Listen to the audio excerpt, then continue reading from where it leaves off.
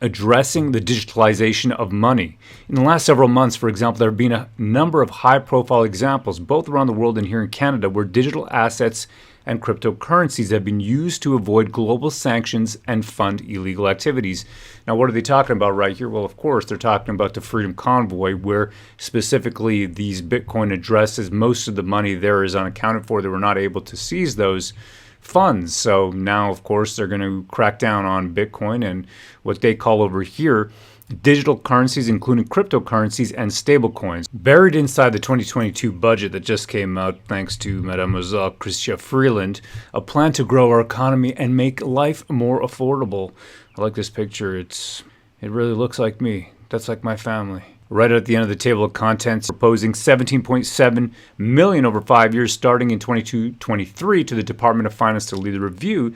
And if you go down a little lower, the review will examine, among other factors, how to adapt the financial sector, regulatory framework, and toolbox and manage new digitalization risks. So risks to who? Well, risks probably to their control, how to maintain the security and stability of the financial system in light of these evolving business models and technological capabilities, and the potential need for a central bank digital currency in Canada. So there it is. So $17.7 million and the potential need for a central bank digital currency in Canada, as well as analyzing digital currencies, including cryptocurrencies and stablecoins, to make sure that illegal activities are not funded using these methods. And of course, the best way to do that, is to get rid of the blockchain entirely and just implement a centralized system where you control the servers. You can turn on and off anybody's account, increase what they have, allow them to spend it when you want them to spend, set expiry dates on their money.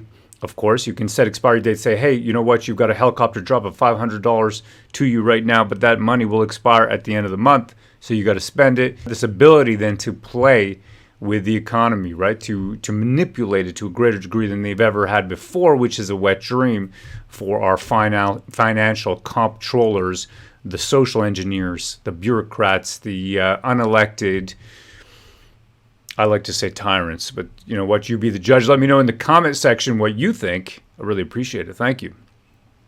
Separately, the government is investing in FINTRAC, which is Financial Transactions and Report Analysis Center of Canada. FINTRAC are those who are very much involved.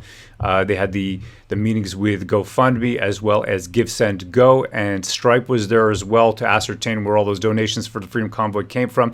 It was, of course, found out that those were majoritarily Canadian, over 88% in the case of GoFundMe, over 85 or 80% in the case of GiveSendGo. You can go back to those videos and take a look if you want to see the details of that.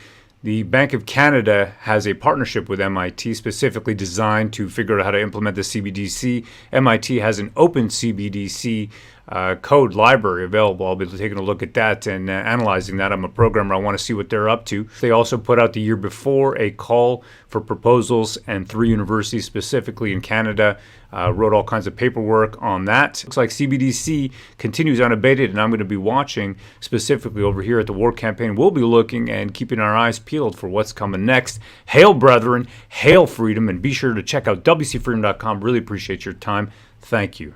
What I highly suggest is to pay cash and to be careful with where your money is, given that we're in a quite unstable period of time. I also encourage you to stock up and be careful out there, brethren, because we are definitely in unstable times, regardless of what the budget says about how great we're doing. And there's all kinds of graphs. Check what you got and make sure that you've got, remember, if you don't hold it, you don't own it. I love that terminology, right? If you don't hold it, you don't own it. So get out there.